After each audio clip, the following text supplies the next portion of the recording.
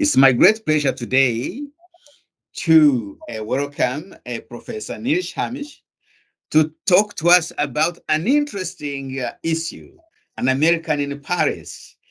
Basically, this will be a story of corporate governance, or it could be another story.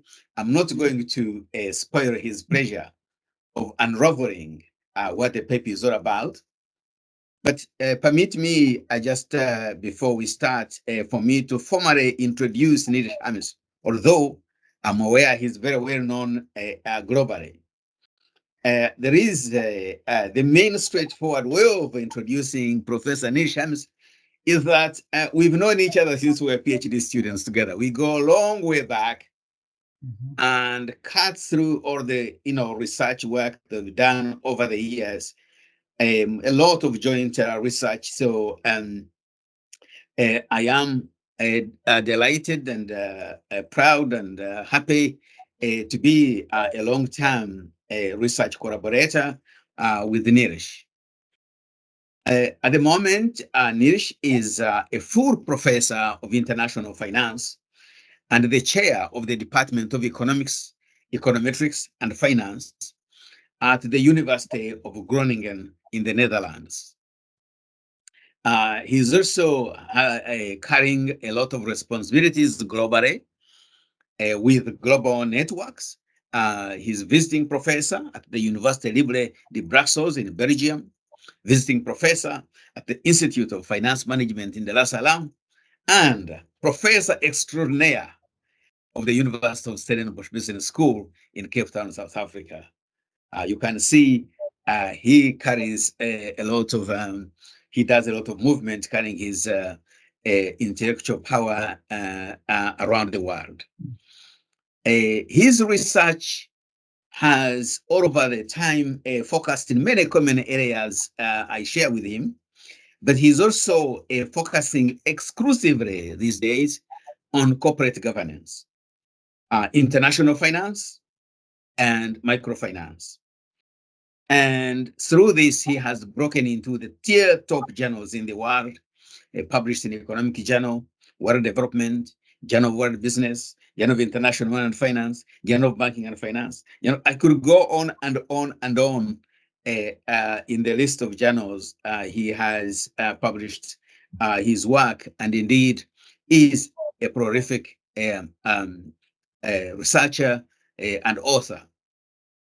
He's also edited quite a number of big monographs, some of them with me, but some of them with other researchers around the world, because Niels has indeed what you call a global network. And part of that network is the leadership role he plays. For example, right now, he's the president of the International Corporate Governance Society. And he's also editor of Corporate Governance and International Review. I know very well that he has successfully supervised many PhD students. He is 12 of them, but some of them joined with other people, more than 12 definitely. And he's currently involved in the supervision of 10 PhD projects and always prepared to take on more PhD students. I should say that, just in case. So for me, it's a great personal and also professional honor today to welcome Niels to deliver this Center for Global Finance Research Seminar. Niels, we give you a hand of applause. You are most welcome to start your presentation. Thank you very much, Victor. This is a very nice introduction. We indeed have a long history. I think it goes back to at least 1994 or 95. So that's really a long time ago. People can start guessing how old we are. Yes. Indeed, I changed my focus in research over time. I started out being a development economist, focusing on finance and development, and I gradually moved into corporate governance, which I really find a fascinating topic. And I also try to sometimes combine things, for instance, by looking at the corporate governance or the governance of microfinance institutions, where development and finance and governance come together. But today I'm going to present a paper that's much more, let's say, mainstream corporate governance using data from the United States. And the title, it was already been alluded to, is an American in Paris. That's the, let's say, the main title of this paper. And it is indeed a title that I picked from a very famous 1951 movie with Gene Kelly as the main character.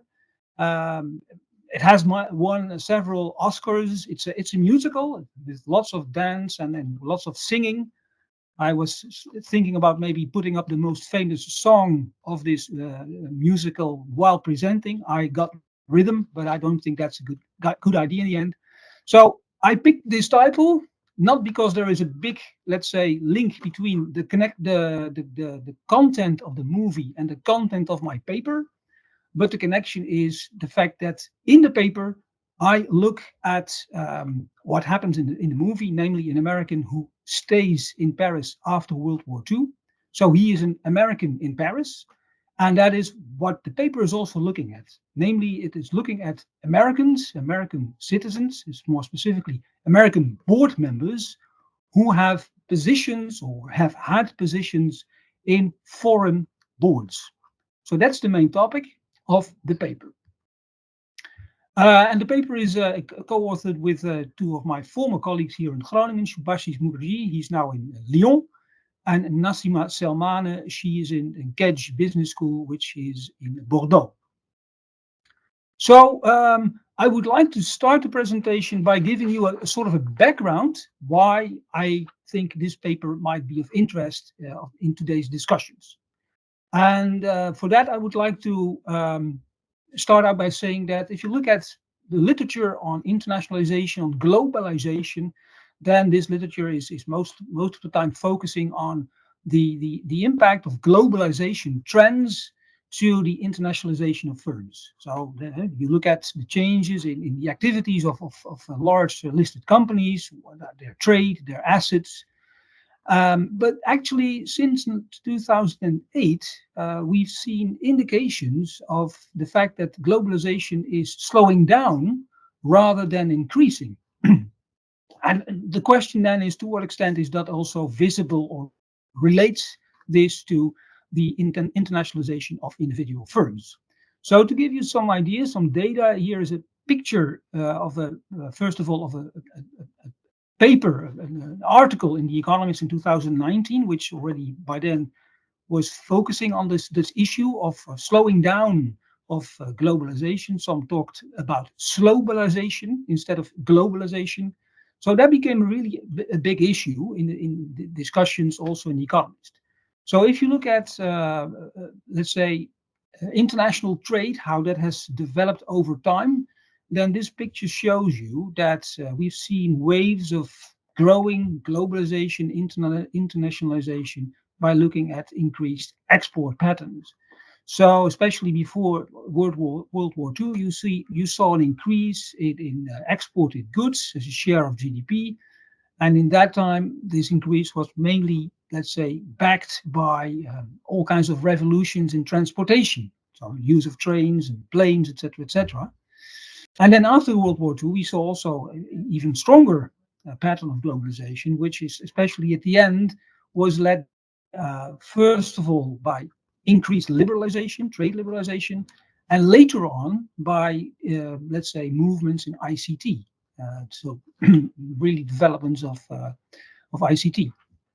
And to go a bit more deeper in the last period, the next picture shows you that if we look at 1970 to let's say to 2020, then we can see if you look at these movements that whereas there was strong globalization until the let's say the mid 1980s, especially after the mid 1980s until 2010, we saw a real strong increase in world export of goods and services as a share of GDP. And then, let's say around 2008, this really slowed down. So this what is behind this pattern, you could say, is basically this strong globalization. It's called hyper globalization sometimes. Was this ICT revolution? But then we saw slowbalization, international trade, globalization, stopping basically. And so, what's behind this? What could be the drivers of this so-called globalization? Well, there have been many people commenting on this, but one comment and one discussion in the debate is the fact that we have seen globalization, but the gains from globalization may have been distributed quite unevenly. There is this book by Milanovic in 2016. He did quite some research on this, and he indeed makes the point that globalization has maybe been not developed, divided well between different brackets in the in the world population. I'll show you a picture that you may seem familiar. So that's one background, and the other background is that we've seen several emerging economies, especially China, who have become very important international partners when it comes to trade, and this has led to what we call a U.S.-China trade war. That in itself, those two the developments have led to increased nationalism. We have big discussions nowadays about migration, at least in my country, but I also know in the UK and in various other countries in the European Union, we have discussions about migration. There's strong nationalism going on. That I would say is a reflection of this developments that came after globalization and the unequal distribution that is related to this. So I will already mention Milanovic, and he came up with this picture. I'll show you in a minute. This is, by the way, showing what happens to, first of all, manufacturing employment in the United States. Well, that went down over the period end of 1980s until 2008, which is a reflection of the fact that either manufacturing has gone to cheap labor outside the United States, or that cheap labor countries have taken over part of the production. That's one picture, one line in this picture, and the other line, the solid line, shows you the increase of Chinese imports in the United States. So this supports the 2 points that I just made about the impact of globalization. But I was mentioning Milanovic, and this is the famous picture he came up with, the elephant picture, where you can see that the gains from globalization really have been different for different parts of the world population, and especially the middle class in the developed world has maybe lost from globalization. They received the least from globalization, which has led to the already mentioned trends of nationalism. So what is the relationship to my paper? Well, what I would like to try to show is that globalization, and maybe in the last period, slowbalization, is something that's happening. And the question is, to what extent are firms also involved in this? And to what extent do we also see slowbalization when we look at what firms do in terms of their internationalization decisions and strategies? That's what the paper tries to focus on. And I do this from a point of view of corporate governance. So decisions about internationalization are made in boards, and the people who are on these boards, they play a potentially important role in making those decisions.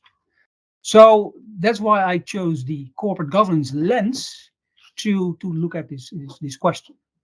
So, well, if you're familiar with corporate governance research, many of the papers, lots of literature is focused on the role of boards and what they do and the tasks they have. On the one hand, they have the monitoring role to control management, but they also provide resources, they provide advice with respect to, for instance, strategic decisions like the internationalization of the firm.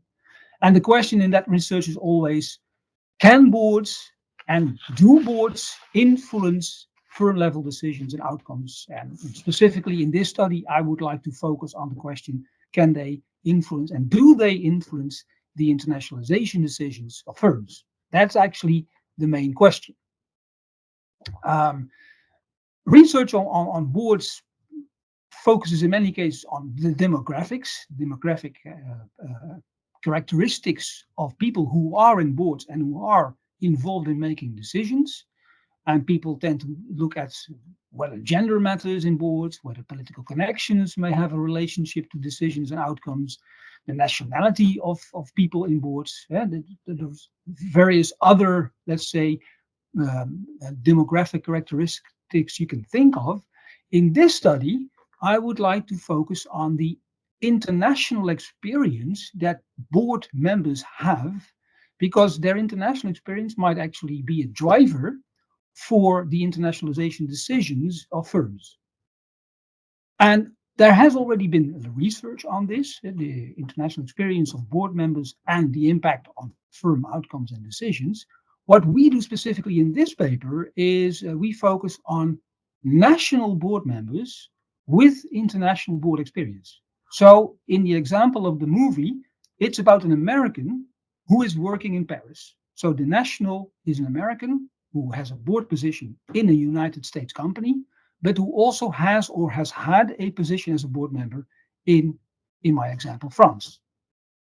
The question is, does that matter? This specific position and the related knowledge that this person might have, does that matter for the internationalization decision of firms? That actually is the question we are trying to answer in this paper.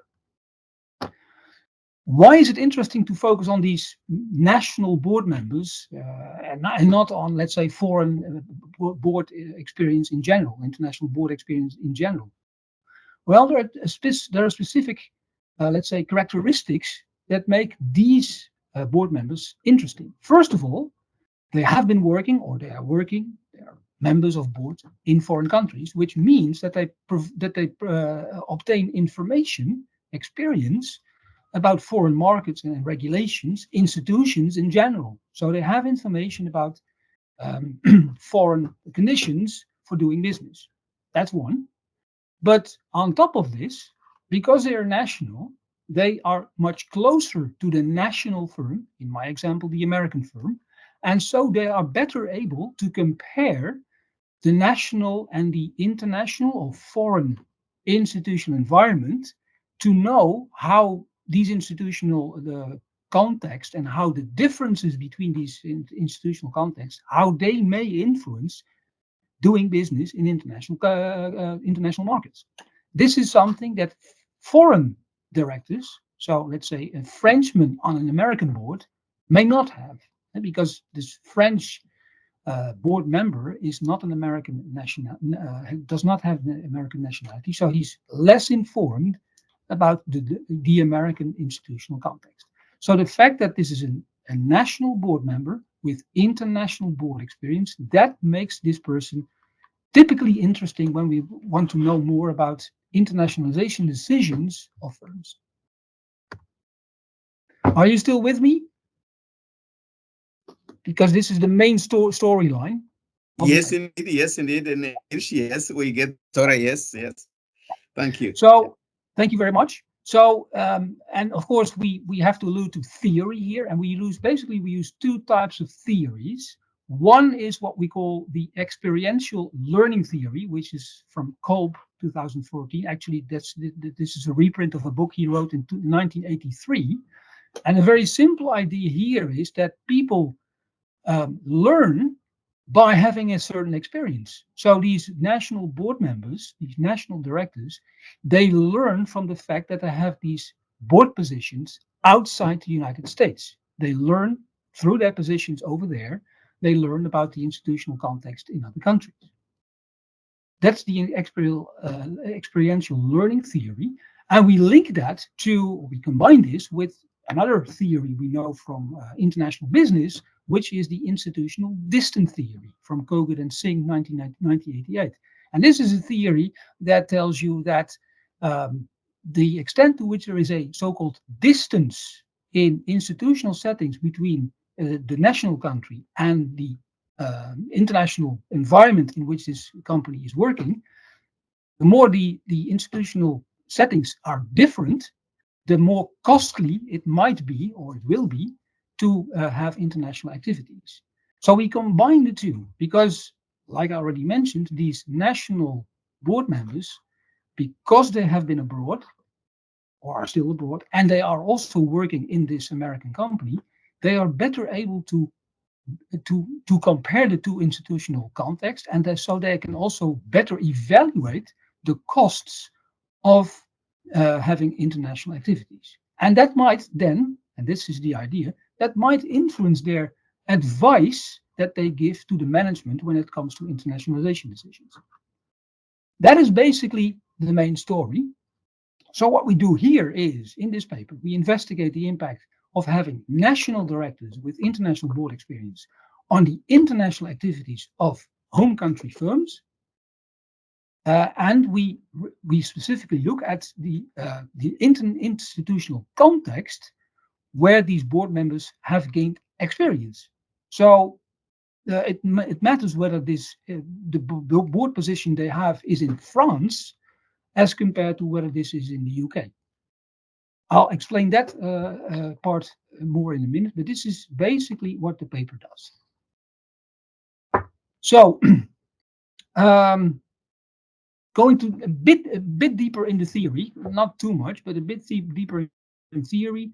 If you look at board research, then most of the research still is focusing on the monitoring role of boards. What we do, we specifically focus on the services or resources role. If we talk about international activities and whether this is influenced by boards, what we tend to have in our minds is board members who advise management on whether to develop or to keep international activities in certain countries, yes or no. So we specifically focus on the what we call the resources role of directors, and that has received increasing attention in the literature recently. Coming to internationalization, then, well, we look at large listed firms, and large listed firms typically have a global presence. They have global input and output markets to deal with. They have global financial markets where they have to deal with. So they have to make decisions about their international appearance, about international activities, and of course, for making good decisions, they need, or they would like to have, a specific knowledge, which is where these board members may come in because they can provide advice to management. Now, I already talked about foreign directors, and of course, foreign directors. So let's say a French director having a board position in a United States firm, a foreign director like this person might, in principle, provide this knowledge because this Frenchman has specific information about foreign markets. He or she can use when giving advice to the American management. And research has already shown, indeed, that this is the case. So, for instance, there is a paper by Sambaria who indeed shows that if you have foreign directors on your board, this may have an influence on the international diversification of firms. So there is indeed research in that area. Also, the paper by Esteli and Nisar, they show that if you have a diverse board, so different nationalities in your board, that actually has a positive impact on firm outcomes. So these foreign directors may make a difference. At the same time, there's also quite some literature that shows that foreign directors not always are helpful in improving the performance of firms. There is this paper by Mazoulis, 2012, who show that actually having foreign directors, so Frenchmen on an American board, might also lead to a reduced financial performance. And why? Well, one simple thing is that having someone from outside on your board raises transaction costs. These people may or not always be there. They may not really know the context in which they have to work. So they are less informed about the local and institutional context of the firms, in this case the American firm, on which they sit as a foreign board member. So foreign directors have advantages, but certainly may also have disadvantages. And then I come back to my story that these national board members with international experience may have a better position. And this comes in because the institutional environment is really important for the firms to make decisions about being internationally active. Institutions differ between countries. That's what we know. Institutions like legal systems, labor laws, business laws, etc., they differ. And this has potential consequences for doing business and the outcomes of doing business. Also, corporate governance institutions differ between countries, sometimes really significantly. I will give you an example of this in a minute. So there are clearly differences. Now, theory institutional distance, the institutional context being different between the home country and the foreign countries in which you do business, that may be costly. And these national directors, because they have information from both sides, from the domestic and the foreign side, they can help management making better decisions about where to do international business and where to maybe not go or even reduce international business. That's the main story about this institutional distance. They can compare, so they can advise boards whether to stay or maybe leave certain countries because of the high costs of doing business in those countries, uh, uh, as institutional differences may make doing business difficult or costly. In the paper, institutional context can be many things, and you have to make a choice. So what we do, we specifically focus on the differences in legal systems.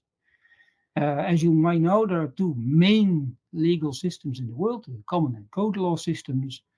And in the literature, it's quite clear that legal systems are very important for business practices. They have an impact on all kinds of business-related decision making. It has a big impact on corporate governance, how that is organized, but also how labor markets are organized.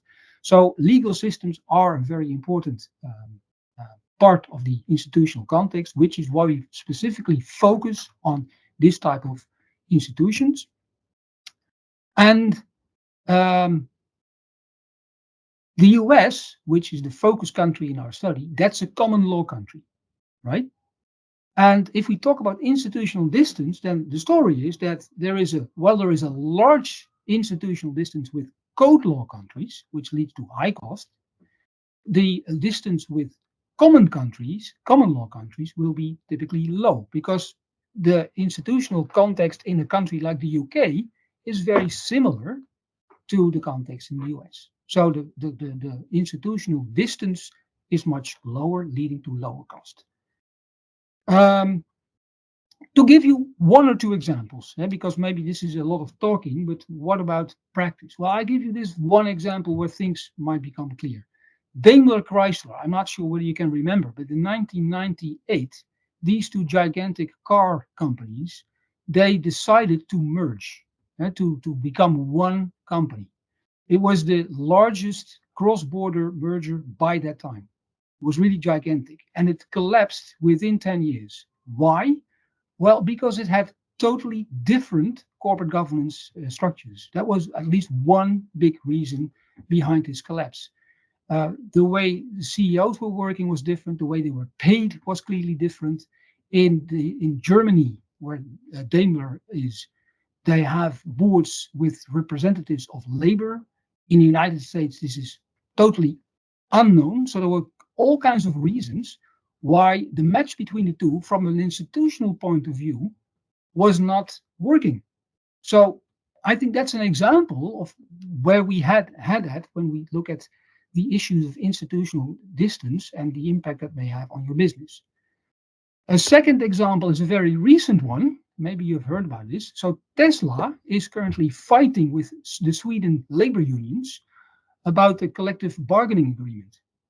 A collective bargaining agreement is something that American firms typically do not know or do not work with, whereas this is in Europe.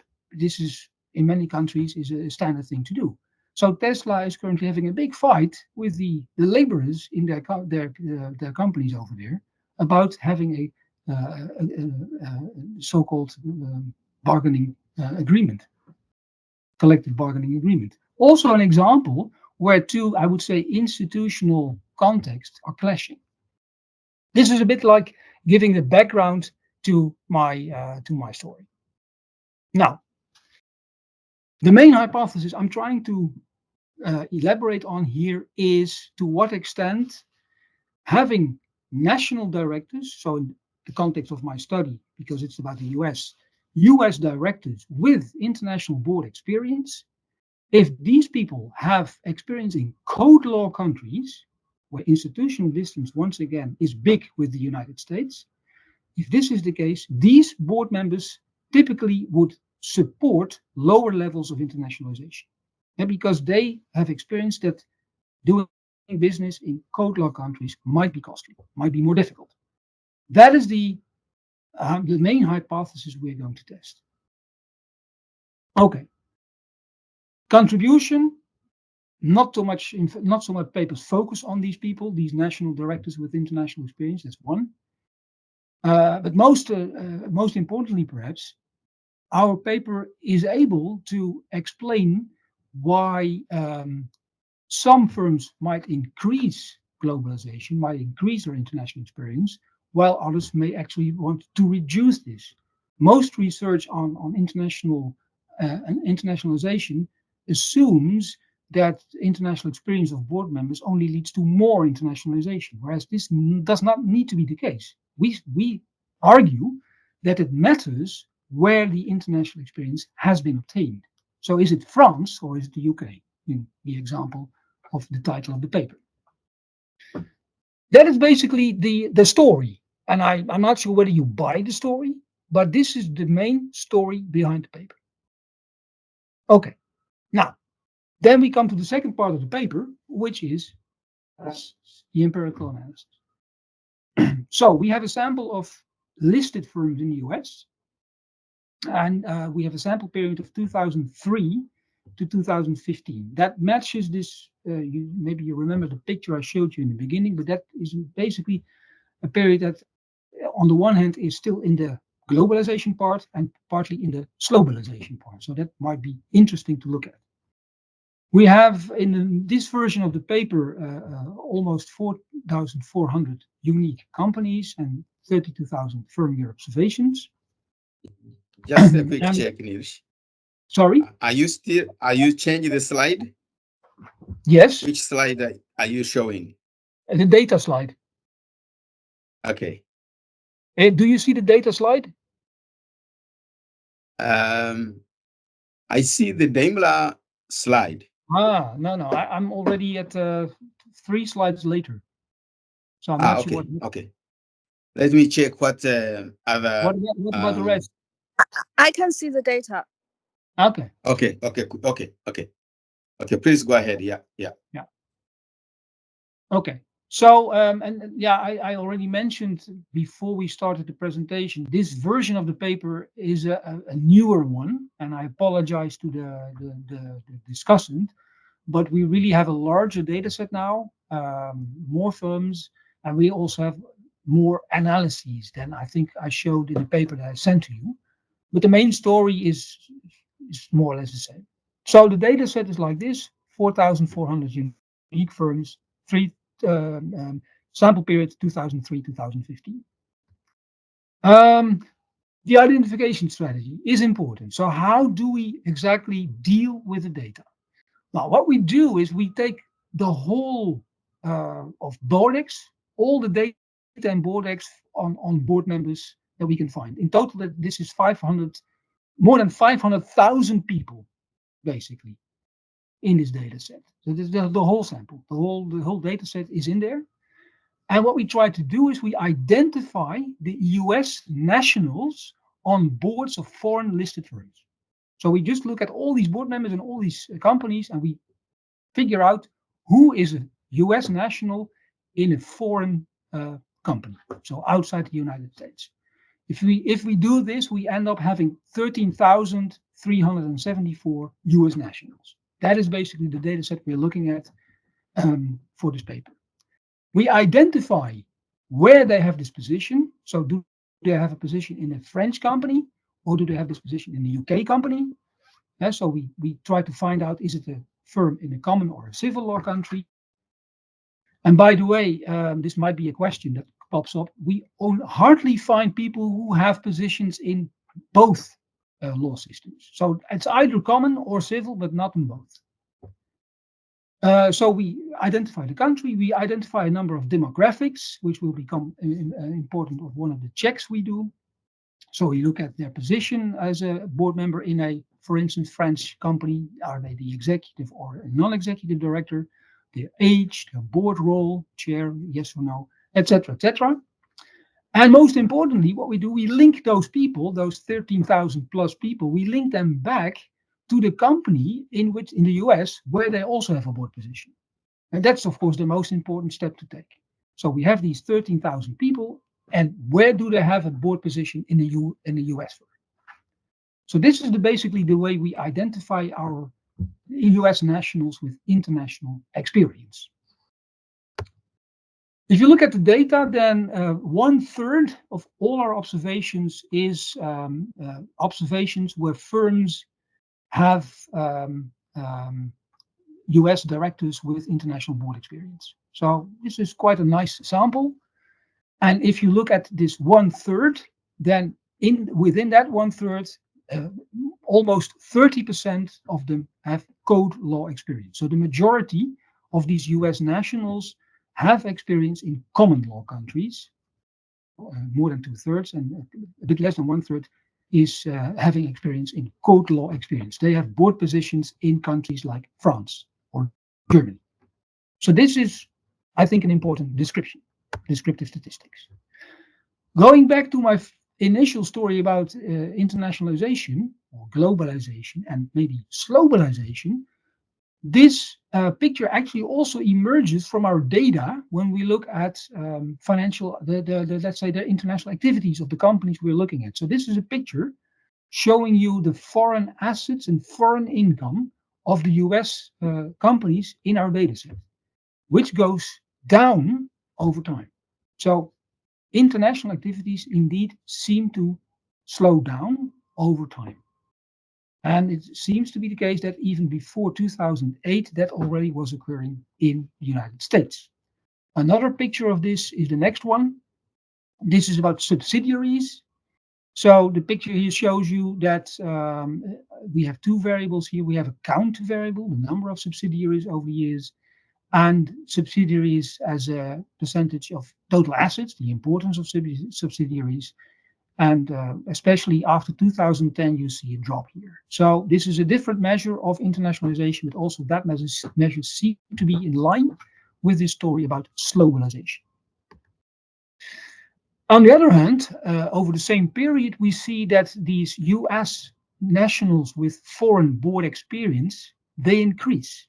So on the left-hand side, you see how many firms do at least have one of these board members in their boards. And for instance, if you look at the common law experienced US directors, at the end of our sample period, 0.35, that's 35% of the firms have a common law experienced US director on the board. And for code law, this is around, I would say, it's maybe a bit difficult to see, but it's around 22%. If you look at the board proportions, this is the right-hand side, you see that at the end of this sample period, about 15% of the board members are these common law experienced US directors, and 12.5% are code law experienced US directors. So you see, that's the main message of this picture, an increase in these type of people occurring in the boards over time. And this is just a picture of showing where all these people are. The green country is United States, and then you can see that they are spread all over the world. In total, we have data for 44 countries. There are many people, board members in South America, in Australia, in Southeast Asia, of course, a lot in Europe, not a lot in Africa. The colors give you an indication of how important they are in different countries. So the darker the blue color, the more important they are. This is not really that important. The only thing you can see, which is maybe obvious, is that there are quite some US directors in Canadian boards, and dark blue, and the same holds for the UK. It's also dark blue. Whereas in Brazil, for instance, the number of US directors in boards of Brazilian firms is much less. Okay. Now, what do we do?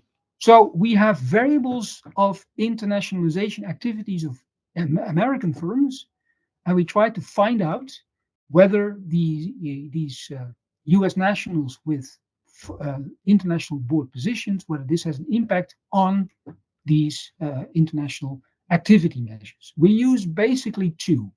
We look at the foreign assets these companies have, dus foreign assets over total assets, that's one measure. And we look at foreign income. So the income they get out of foreign activities over total income. Very standard, simple measures of international activities of firms. What we all know is that corporate governance research is very hard, especially when it comes to potential endogeneity problems, because boards, the configuration of boards might be endogenous. So that's always something you have to take into account. And also here, of course, we try to deal with this in the best possible way. What you see here, so what we do as a first step, we use a 2SLS model, where in the first step we estimate the presence of common law experienced directors in American boards, in foreign companies, and code law experienced US directors. We try to explain this by having as a, let's say, an IV, the average industry of these two variables. This is a very standard methodology, not ideal. I do recognize this, but it's a simple way of dealing with endogeneity. It's also accepted quite widely. So that's the first step, and then we use the instrumented variables for common law experienced US directors and code law experienced directors in the second regression for foreign assets and foreign income. And what you see is that if we first go to code law experienced US directors, there is a negative sign, significantly negative, which means that if a US company has a code law experienced director, then this has a negative impact on both foreign assets and foreign income. Now, for common law experienced US directors, we find big, let's say, results all over the place. So for one variable it's positive, for the other one is negative. It's a bit, well, let's say confusing, but I can show you in a minute that if we do all kinds of additional tests, then those results fade out, whereas the results for the code law experienced US directors, they remain. So this is our first result that I would like to share with you.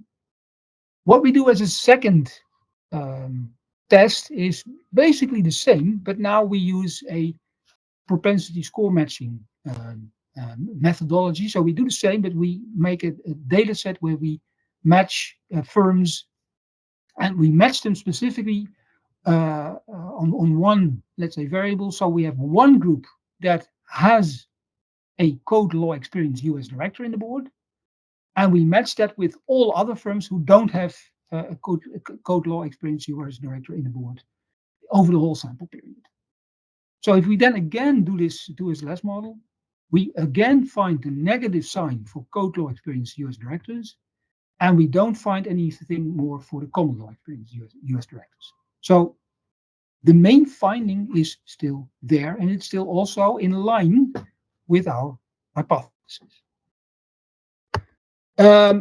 Again, what we then do is we do a bit more additional testing, trying to reduce endogeneity issues. We have a two-way fixed effect diff and diff model. And what we specifically try to do here is to see, okay, what happens if a American company brings on their board a code law experienced US director. So we have a dummy variable that's 1 from the moment that a code law experienced US director enters the board of the American firm. And what you see here is that if we do this, that then again the sign is negative. So once a director with code law experience enters the board, then the international activities seem to go down. So foreign assets goes down. At least there is an association with foreign assets going down, as well as with foreign income. So that would confirm again that the fact that you have these code law experienced directors on your board as an American company, that this reduces your international activities. Now, does it matter? Anish, you did say that you allow interjections and interruptions as you go. Sure. Yeah, yes, absolutely interesting. But you mentioned when a board member or a member comes on board, Yeah. does it matter what role that board member is playing? Because is the board member becomes the chair of the board, or a chair of one of the committee of the committees of the board, like maybe finance or something? Does that really matter, or did you have the data to be able to throw insight into that? Yeah, that's a good question, and we did not yet go into that direction. We do. I'm going to show you some of the, let's say, checks we do. This is one we still want to do. I think it might matter, but that's something we have to find out. But indeed, Okay. the position, what we do, I'll show you later. What we do is we actually look at whether people are have been a director or a an executive or a non-executive in a French company, and then come to the United States company. Or and we also look at whether the executive director in the US company has this experience or the non-executive has experience. So this is not really what you ask, but it's, well, to some extent similar. We try to find out, does it matter what type of position this person has in the US company or in the foreign company? But this is a good point, and this is indeed something that we would like to address further. But Thank you. the main message here is that there seems to be something going on here. And of course, what we need to also analyze when we do this here is to look at this. And let me see. We also have to find out whether there is something going on before this board member enters the board. This board member with code law experience. So we have to do parallel trend analysis. So basically, what we did is try to see. Oh, sorry. Try to see. This should go. You see this, right? Yeah.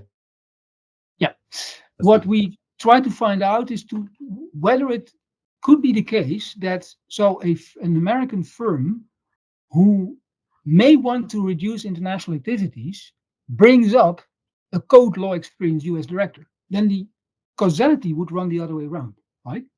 That's one. And what we also do is we try to find out whether it could be the case that this code law experienced director was already negative about international activity before coming to the board of the the US company. So we run regressions where we have dummy variables for all the years before this code law experienced director enters the board to see whether there is a relationship with that dummy variable and foreign assets and foreign income. And we don't find any results. So in other words, there is nothing going on before these people enter the board that might indicate that there already was something like a relationship between these directors and the international activities of the board. So that sounds like it supports our story. And what I show here is what actually happens if you look at these two variables, foreign income and foreign assets. What happens with these two variables before and after a board member with code law experience enters the board. So you can see that for both variables, before this person enters, there is, well, clearly increasing trend, or let's say sort of a stabilizing trend. But after the red line, the vertical line, is the moment the person enters the board, you can see a clearly decline of both variables. So until now, let's say the results seem to support our story. Now, there are also all kinds of things that can happen. So first of all, what can happen is that the people who have positions in code law countries might be different from those board members who have positions in common law countries. If that will be the case, and it can be many dimensions, then the question is, our story about learning from being a board member in a certain country may not be the right story. It might be simply because these board members have different characteristics. So what we did, we looked at a number of characteristics that we found potentially interesting, that might say something about differences between people and how they behave. So we looked at their age, about the qualifications, board, whether this person is a board chair in this foreign country, the tenure. So we looked at a number of characteristics of these board members to see whether there is any relationship between those characteristics and being a director in a code law country. And we find no significant relationship, which means that at least for these characteristics, board members seem to be the same. So that's a comforting result, because that means that our story about the learning of these people still might hold. So that is also, again, supportive to our story. Another way to, let's say, to look at this is to look at to what extent maybe people can be seen as conservative, have a conservative point of view, especially when it comes to internationalization. Internationalization is a risky strategy. So there is research about this. People with a conservative stance might be more reluctant to advise or to go with strategies like increasing internationalization. And in the literature, there are typically two ways of, let's say, addressing this or measuring this. One is whether people have a military background, whether they have been serving in the military in the past, and the other one is whether someone has a right-wing political link. So whether someone in the United States situation is a so-called Republican director. We measure this by looking at the money they have given in the past to the Republican Party, or they have given donations to the Republican Party. So these two measures might say something about the extent to which directors might be conservative. And if that's the story, again, if more conservative directors would be linked to these code law or common law directors, then the story about learning is maybe not the story, but it's simply because these people are more conservative and thus would advise to reduce internationalization. Well, again, for the military director variable, we don't find any relationship. And for the Republican directors, we find the opposite relationship. So you would expect that if Republicans being more conservative would lead to lower internationalization, then we would also expect that there is a positive correlation between this variable and being a code law experienced US director, but actually it's the other way around.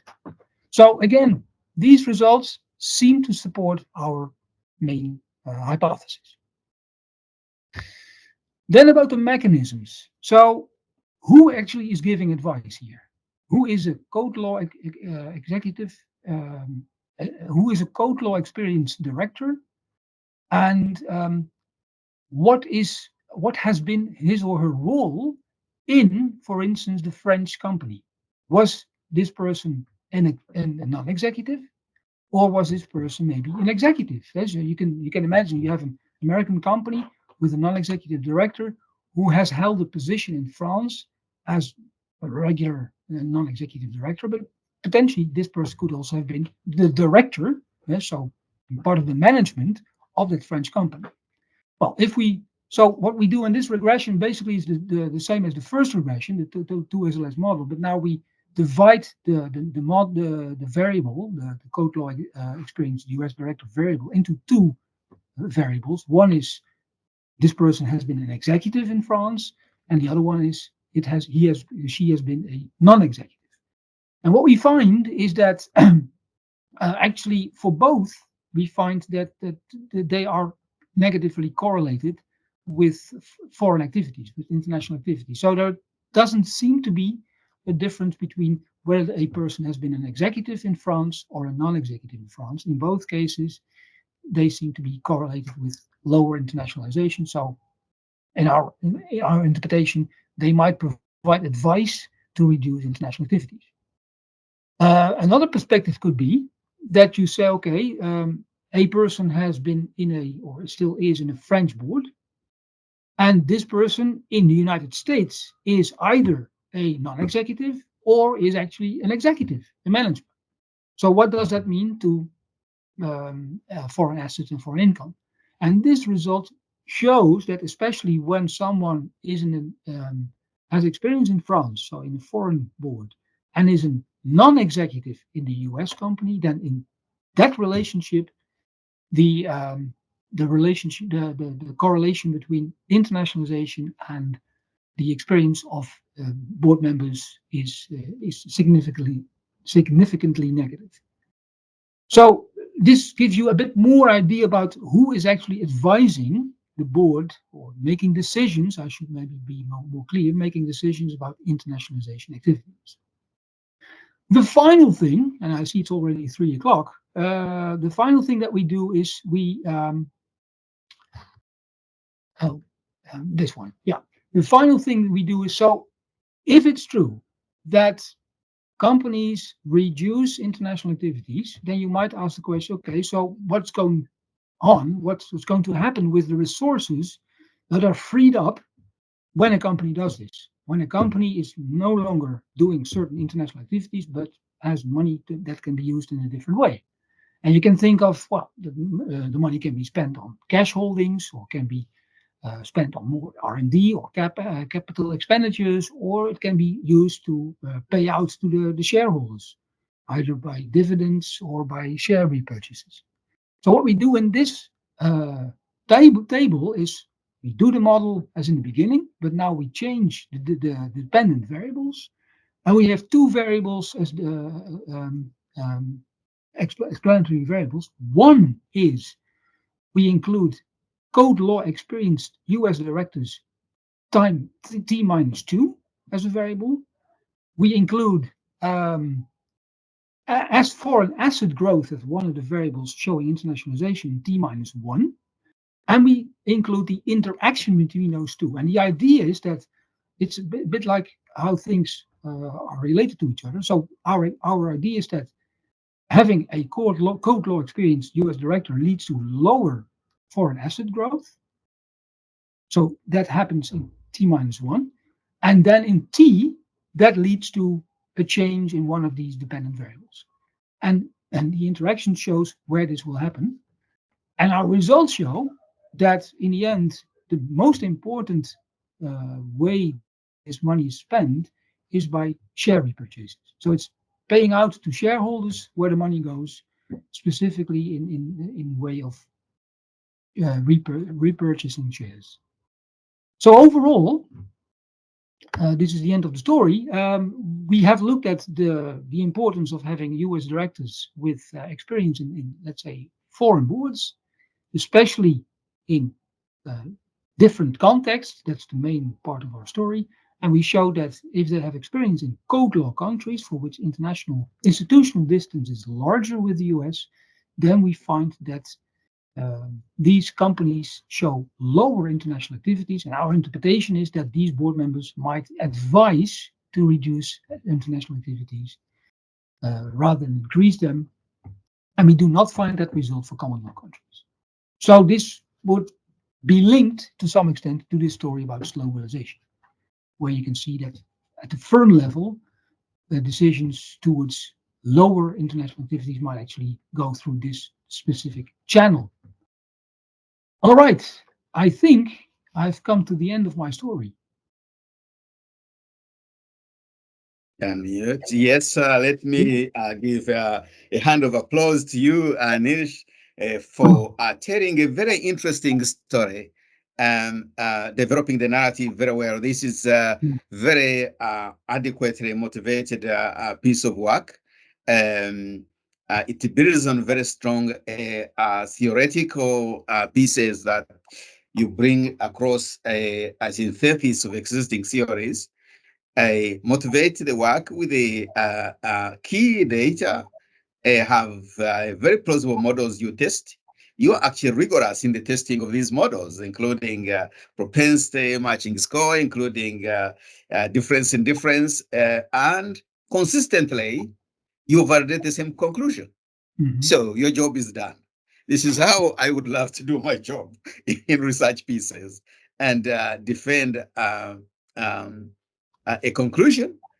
And also in the course of your presentation, you are actually also opening up, areas for further work and possible extensions of this work. So thank you, thank you indeed. I enjoyed every aspect of this presentation, and of course the paper that is ongoing.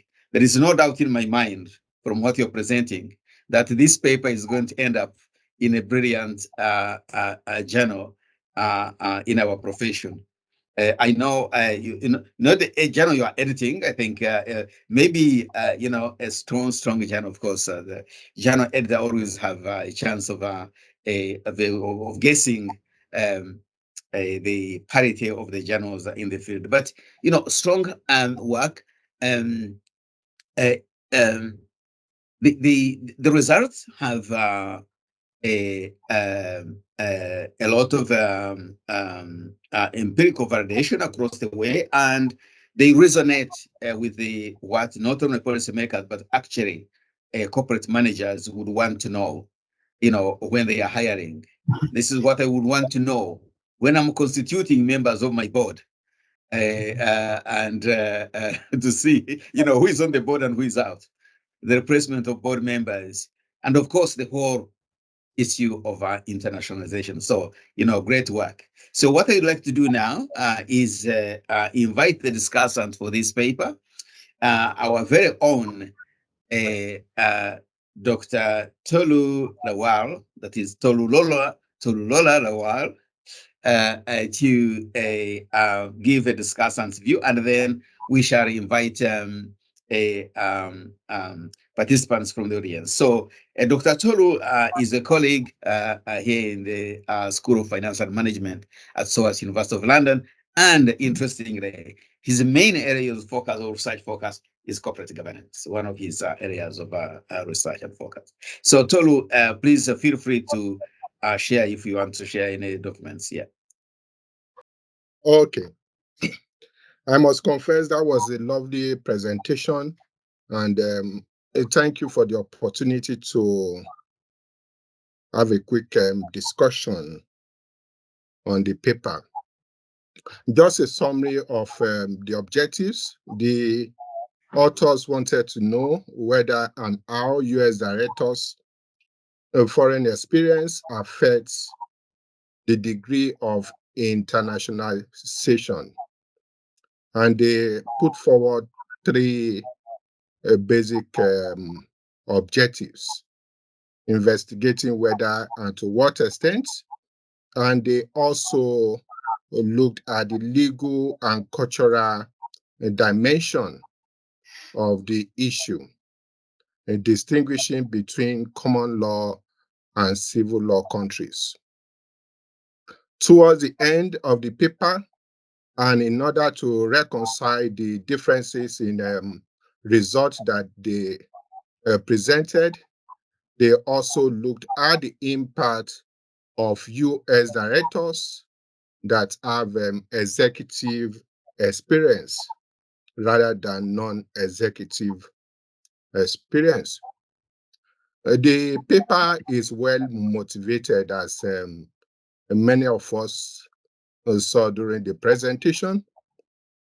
The arguments were very solid, and the results have a practical implication to practice and policy, both at corporate level and national level.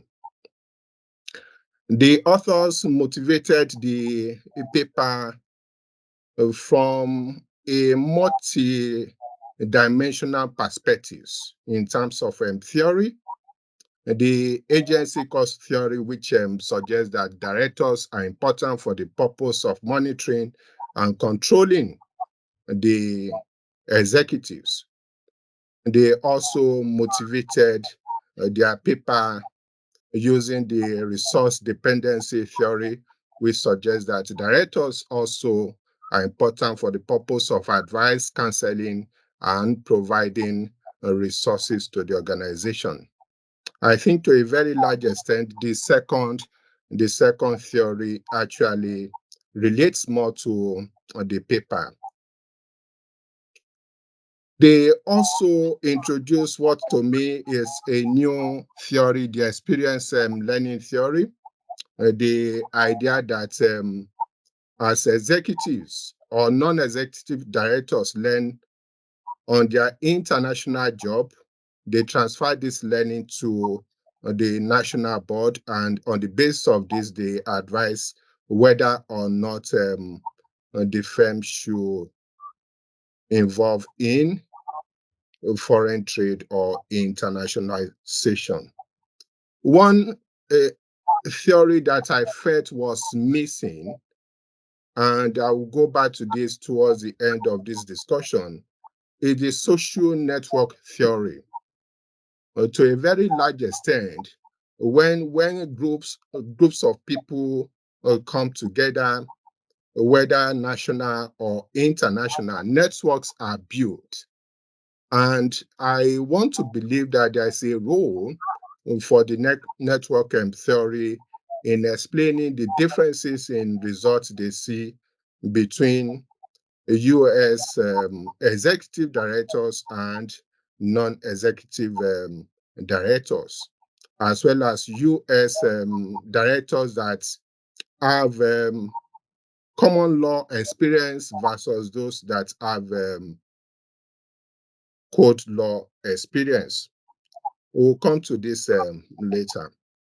In terms of arguments, the authors put forward very solid arguments, and I summarize some of these: the complexity of foreign markets, as well as the signaling role of directors, the fact that because directors have this international experience, they should have the knowledge and the skills to advise their current board to take the decision whether to go abroad or not. This argument suggests that the length of board experience in foreign country is an important variable.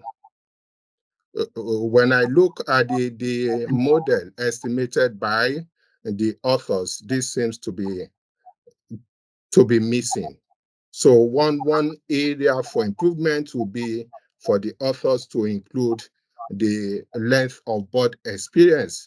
In the course of presenting the paper, I saw that they actually looked at board tenure, but I'm not sure if that was from the perspective of the board tenure in foreign country or the board tenure in the US. Perhaps the authors want to clarify what version of board tenure they use, because the longer you stay abroad, to a very large extent, the more the experience, if we are talking of learning experience, the more experience you have and the more your ability to give advice on corporate issues relating to the foreign country. The authors also put forward weak local network. They argue that because the US foreign directors are not, quote unquote, they are not at home. Therefore, the link between these directors and the local directors are likely to be weak, and therefore they have more capacity to monitor directors. To a very large extent, I find that this argument is a little bit weak. So they are suggesting that foreign directorship and national directorship position are somewhat mutually exclusive. I argue that it is possible for a US director to be a director in Paris, for example, but continues to stay or live in the US.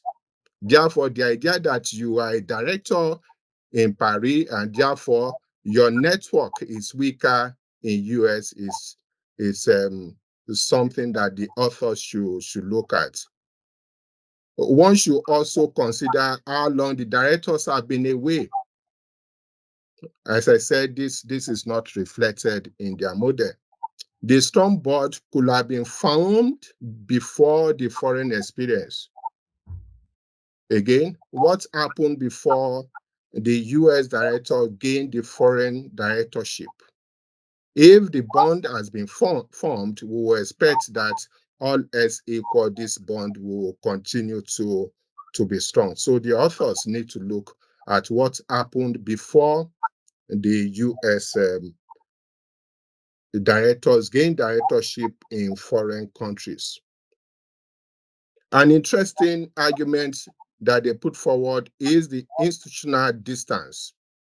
In this case, they looked at the culture as well as the legal dimension of the foreign countries that US directors actually engaged in. I find this particular argument very interesting and valid, and it is one that is used very well in this type of a study. And finally, in explaining their result, they also looked at executive directors, for example, CEO and CFOs. Could it not be possible that this foreign experience, and I'll look at this later when we come to the issue of measurement of the degree of internationalization, sorry. So could it not be the fact that even though these directors do not have executive experience, they also have other work experiences that will influence their decision whether to advise to support going abroad or not. So it's not only the executive experience to me that should drive the results, but I appreciate the fact that the authors had a go at this. As a result of their valid arguments and theoretical background, they came up with three hypotheses, and they justified these three hypotheses with the results that they presented. How did they get to the final result? They use a sample of US listed firms between 2003 and 2015. I appreciate why the authors started from 2003 because of the database board X that they use, but they did not motivate why they stopped on 2015, given the fact that we are currently in 2024. In order to get to a top paper, these authors will need to improve the quality and quantity of data.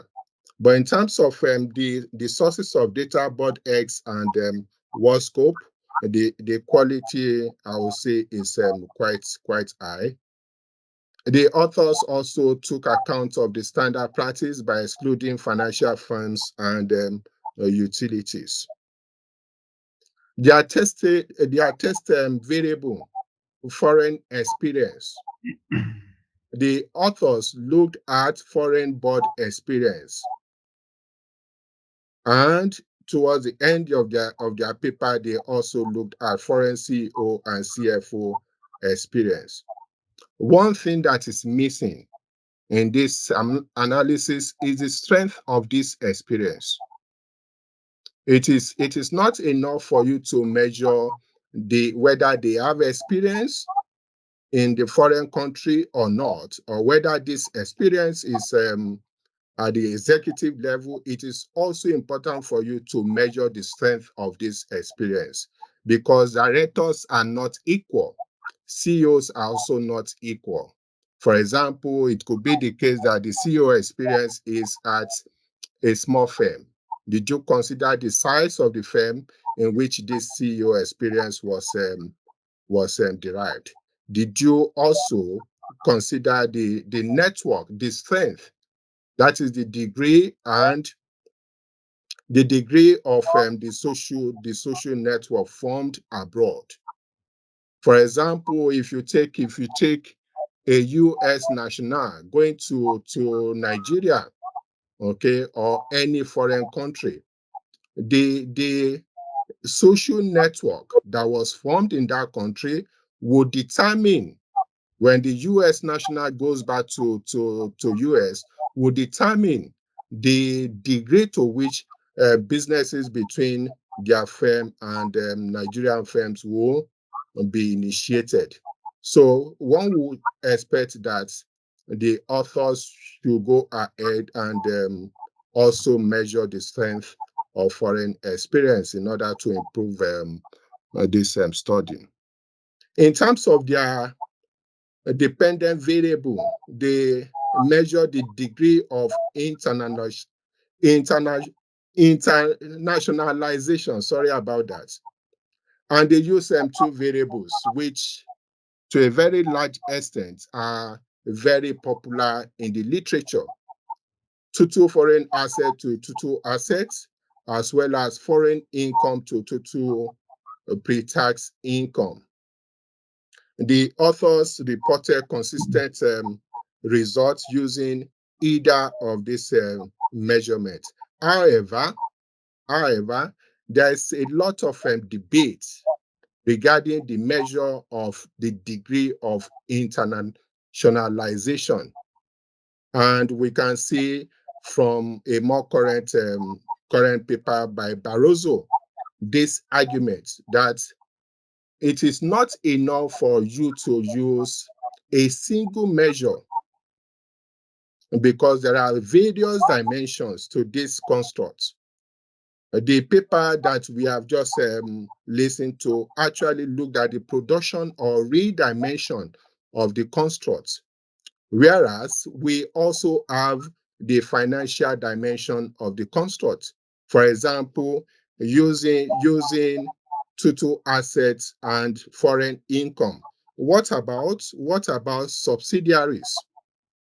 The authors alluded to the fact that subsidiaries, the number of subsidiaries in the foreign country actually matters, but they did not incorporate this in their variable, in the measurements of their variable. The advice, therefore, is that when authors are measuring this construct, they should use a combination of measures and come up with an index that capture as much as possible of the different dimensions of this construct. And this issue has been looked at numerously in relevant papers regarding this particular topic, especially by Sullivan, who actually introduced these constructs to the literature. So Sullivan, the 1994 paper, which is a seminar paper in this area, as well as his response in 1996, actually advised that when we are measuring this particular construct, we have to consider an index. So I will advise, therefore, that in order to improve the quality of this paper, the authors should look at other dimensions of internationalization. In order to take the result presented by the authors as valid, we also need to look at issues relating to the estimation of the model that they presented.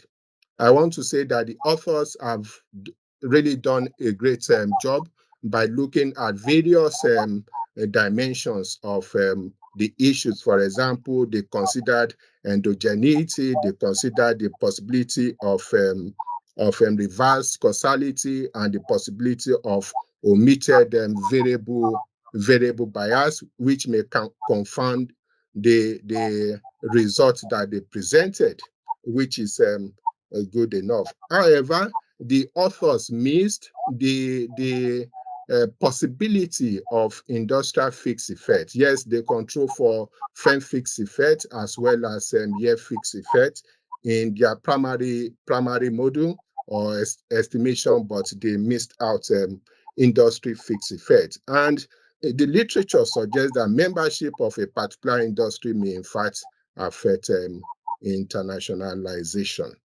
So again, perhaps you want to look at the industry effect and see whether your results remain stable even after incorporating this variable.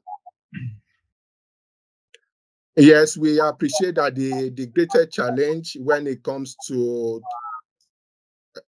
the board composition is endogeneity, and the authors introduce the instrumental variable. But before that, they actually considered a battery of methods, which to me was very, very interesting. They use two-stage least square falsification as well as propensity score matching, I want to actually focus on their two-stage least square method. What did the author use? They use the proportion of foreign and code law experienced national directors as their IV. For us to take this IV, the authors need to motivate the instrumental variable. There is virtually no motivation for this particular variable, and they also need to perform standard tests to see whether this variable is actually weak. They reported that even after doing the second stage least squared estimation, they arrived at the same result, that the results were consistent for the primary estimation. But it is not enough for you to arrive at the same result as this quotation shows. So the fact that you actually arrive at the same result is not an adequate justification for the IV that you use. I will expect that further work should be done on this in terms of motivating the IV that the authors use and performing the standard test in order to give more credence to the results that they are reporting.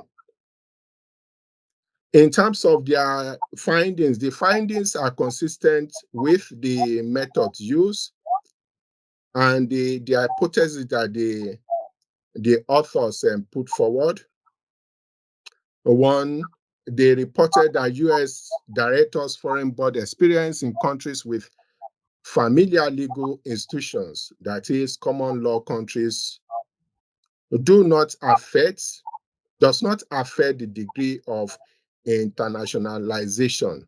I think a little bit of more work needs to be done there in terms of explaining why this is the case.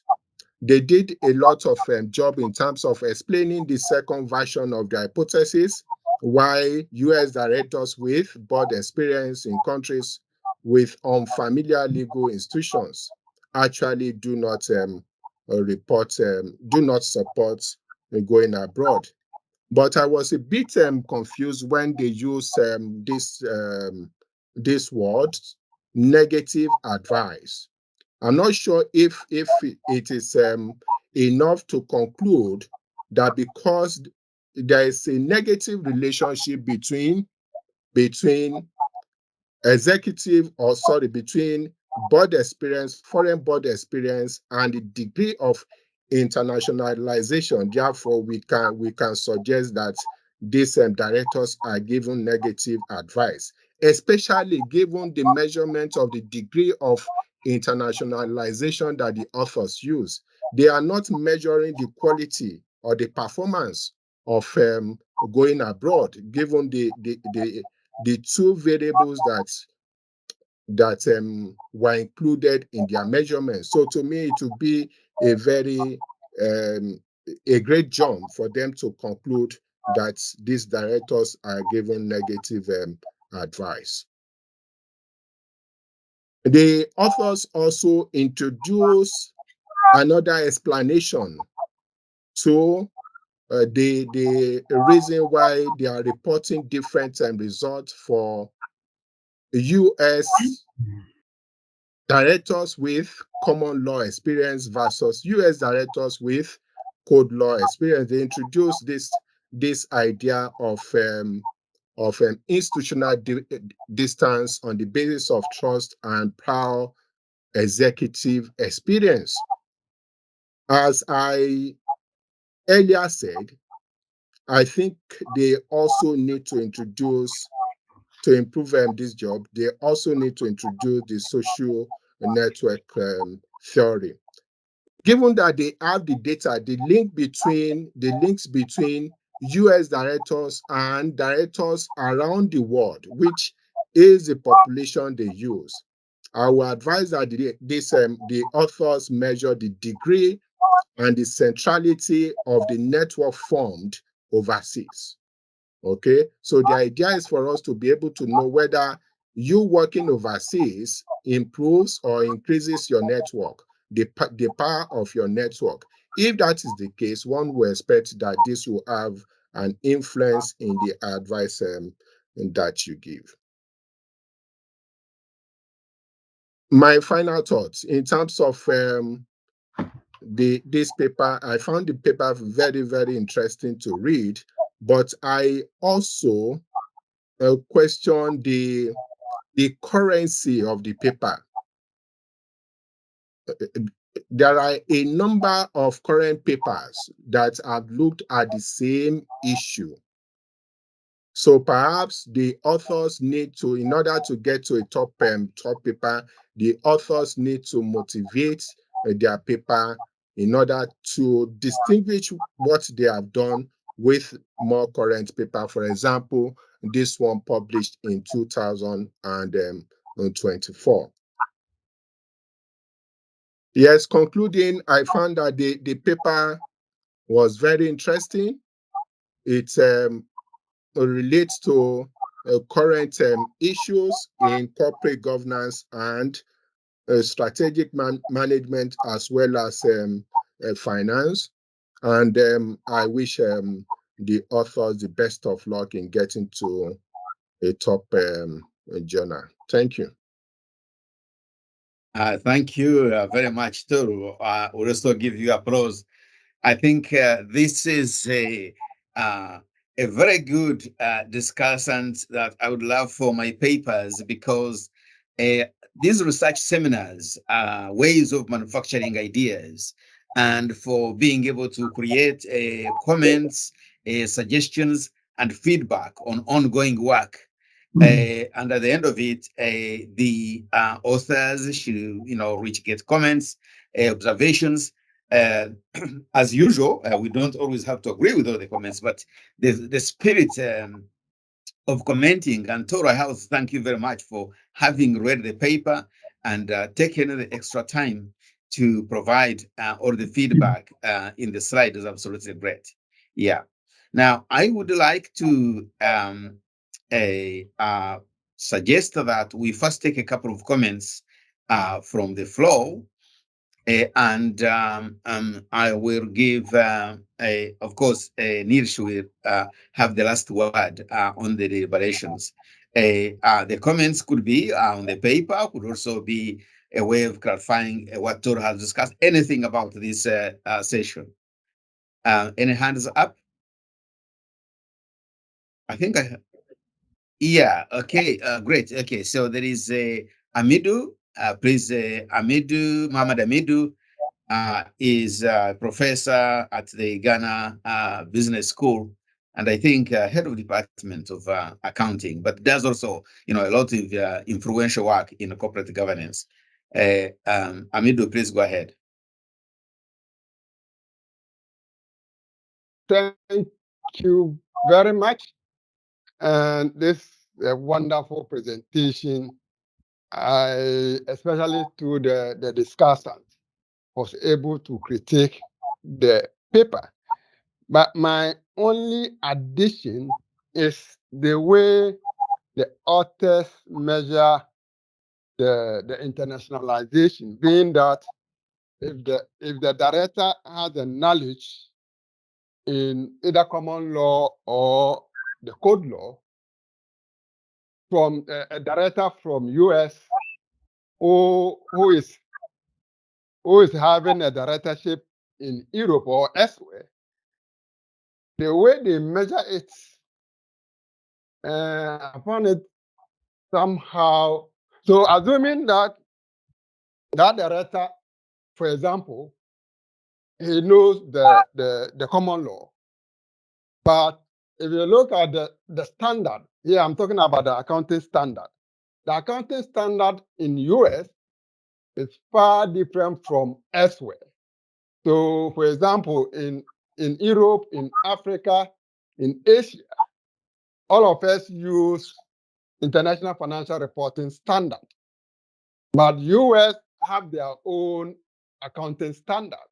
So assuming that a director who is appointed to take care of the finance issue without the knowledge in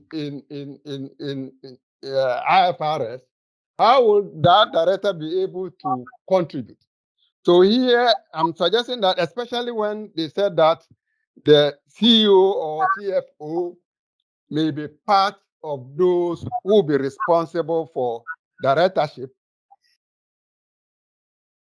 if the director experience in accounting standard, I don't know how they will be able to measure that, but if they will have a variable representing the knowledge or experience in accounting standard, it will be very helpful. Thank you very much. Thank you very much, Amidu, and yes, for making this point of feedback. I think I'd seen Chase Foster's hand up, but I think he may have gone to teach or left the meeting. Any other feedback? Let's again and maybe check in the chats. Feedback.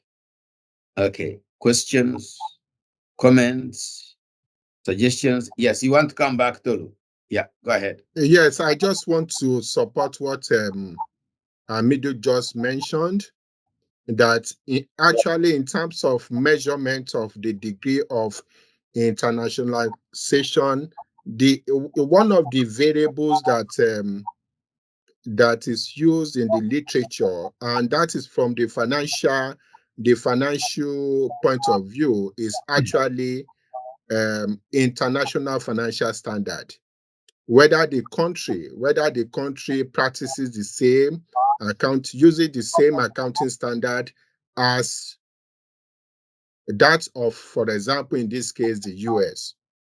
So when you are looking at the financial dimension, look at the number of subsidiaries.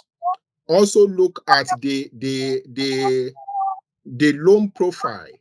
Okay, are these directors advising their firms to take loans abroad? Plus the financial standard. Those are the three elements that are usually incorporated when it comes to the financial dimension of the constructs. So the idea is for you to be able to expand the way you measure the degree, so that you know which aspect, for example, which aspect of this construct the directors actually have influence on, and which aspect they do not have influence on. Thank you. Thank you, Tolu. I think at this juncture, it's my great pleasure to invite back Niels to give some of the response to some of the constructive comments. You don't have to take them one by one. Feel free to respond, as you wish. And Sure. then Thank you very much, Victor. Well, first of all, a very big thanks to the discussant. That's a very good job. You read it very detailed. So I have a long list of things that I should do, and I will do. And I'm not going to respond to all of them, because that might make this session even longer than it already is. But I think there are some things that I observed that really I liked. First of all, the measurement of internationalization. That is indeed an issue. That's what we know. And I like the idea. Actually, I don't think we came up with this ourselves, but I do know that indeed there is literature that uses indices. Basically, you do something like a factor analysis, something like that, right? Yeah. So you have different measures, you put them together, you make a factor, and that showing the different components.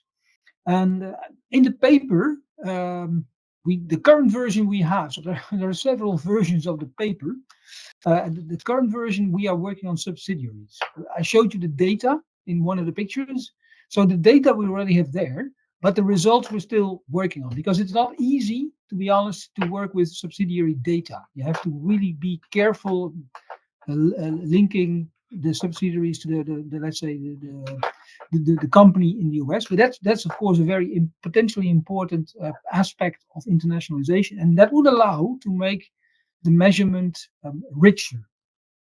So that's indeed something. I will look up the papers you mentioned. That's indeed something that we will look into.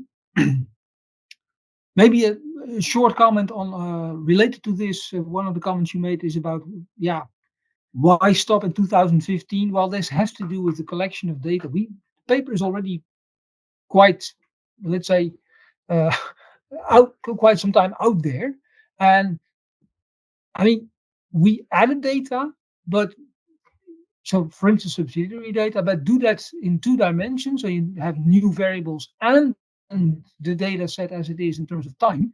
That is really very elaborate. I showed you, or I told you that if you look at Bordex, for instance, you have almost 600,000 observations. Well, if you extend the data, then it becomes all more difficult. It's a weak response, and we should not write that down in the paper, of course. But this is what it is. That's the reason why we stopped in 2015. By the way, I don't think that in the end it blocks you from publishing papers if you have a bit, let's say, a time lag between now and the data where it ends, because ultimately it's about the argumentation you have and whether you can robustly show relationships that you claim are there. Another point that you made is to what extent, so it's important to exactly address the question correctly.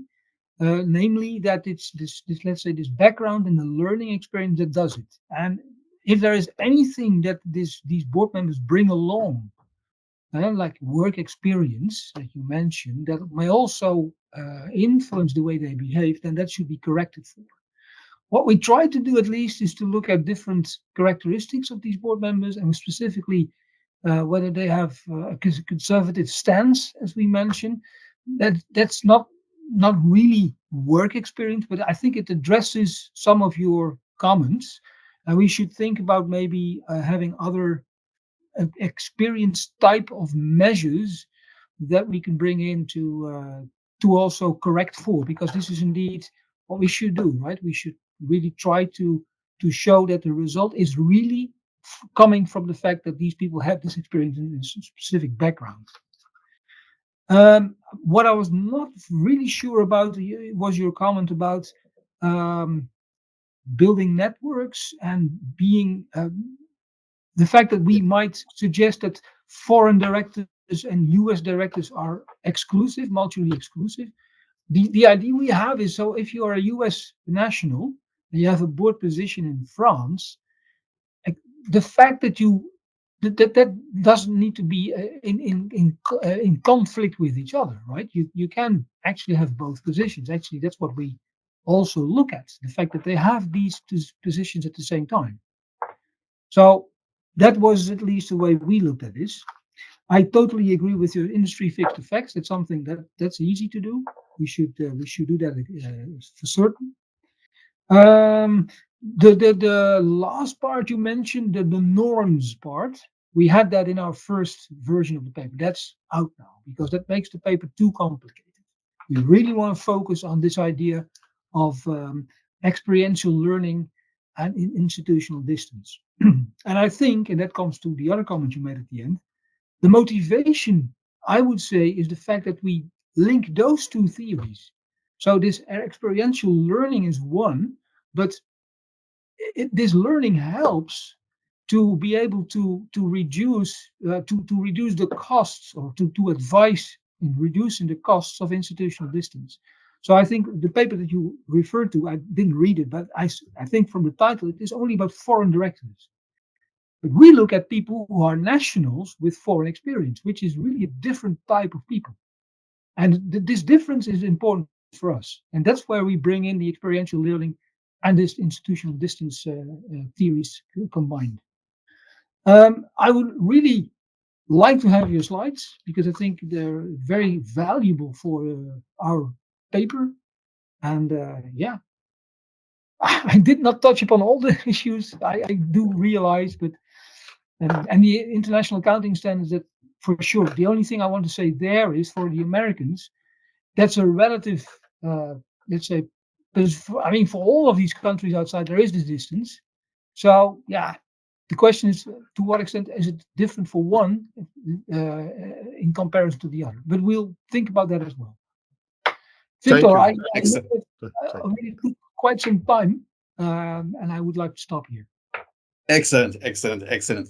That's very good to hear. And, once again, Niels, thanks for the great paper. And I'm pleased that you find the comments by Toru helpful. I also want once again to thank Toru for the time and the effort taken into reading this paper and appreciating this paper.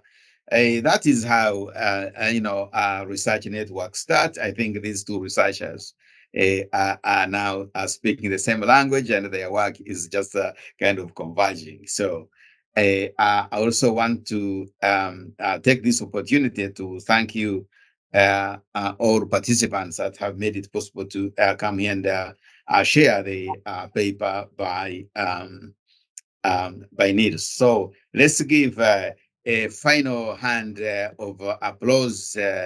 Thanks to Niels for Thank you. the great paper, and also to Toru for the great discussions, and the final applause to all of you for being able to participate.